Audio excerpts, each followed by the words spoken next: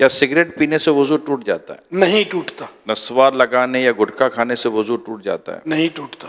کیا عورت کو ہاتھ لگ جائے یعنی ٹچ ہو جائے تو کیا وضو ٹوٹ جاتا ہے؟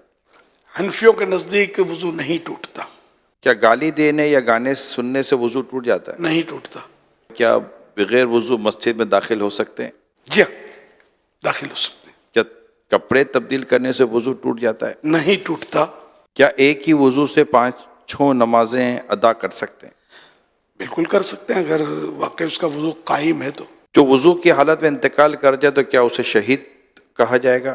جی ہاں، جو وضو کی حالت میں فوت ہو اس کو شہادت کا رتبہ ملتا ہے۔ جو بعد طہارت سویا اور مر گیا، وضو کر کے سویا فوت ہو گیا، وہ بھی شہید ایک ہاتھ سے سر کا مسح کر سکتے ہیں؟ ہو جائے گا۔ مثلا سر کا مسح کیسے کرنا چاہیے؟ سنت تو یہ ہے کہ جیسے کہ دونوں ہاتھ تر ہیں اور سیدھے یہ ہاتھ ملا کے اس طرح لے جائیں کہ ہر بال جو ہے یہ اس پر تری پہنچے پانی کی، سر کے جتنے بال ہیں نا یہ ظاہر ان سب کے اوپر آ جائے، یہ سنت ادا ہو گئی۔ اور چوتھائی سر کا مسا جو ہے یہ فرض ہے۔ گوشت کھانے کے بعد کیا دوبارہ وضو کرنا چاہیے؟ گوشت کھانے سے وضو نہیں ٹوٹتا، اونٹ کا گوشت کھایا تو مستحب ہے کہ وضو کر لے، وضو ٹوٹتا نہیں اس سے بھی۔ وضو کے دوران منہ، ہاتھ یا پاؤں ایک بار دھویا تو کیا وضو ہو جائے گا؟ وضو ہو جائے گا، سنت چھوٹی، کیا ناخن کاٹنے سے وضو ٹوٹ جاتا ہے؟ نہیں ٹوٹتا۔ شیشے کے سامنے کھڑے ہو گئے تو وضو ٹوٹ جائے گا؟ آئینہ دیکھنے سے وضو نہیں ٹوٹتا۔ وضو کے بعد دعا پڑھنے کی کوئی فضیلت ہے؟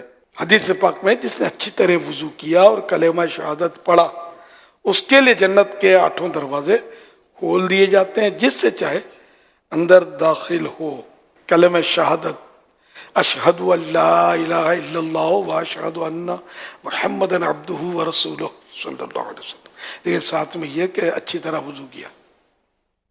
یہ دشواری، اس میں تھوڑی کمزوری ہے ہماری کہ اچھی طرح وضو ہم کرتے نہیں ہیں۔ کیا ہنسنے سے وضو ٹوٹتا ہے؟ نماز کے علاوہ ہنسنے سے وضو نہیں ٹوٹتا۔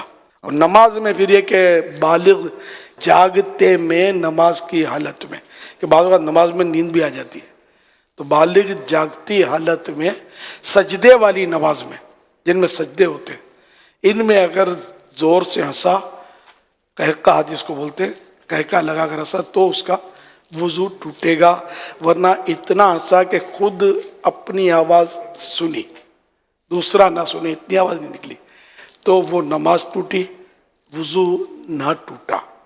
اب مسکرایا، کچھ بھی نماز نہ آواز آئی، نہ خود کو نہ کسی کو، تو نہ نماز ٹوٹی نہ وضو ٹوٹا۔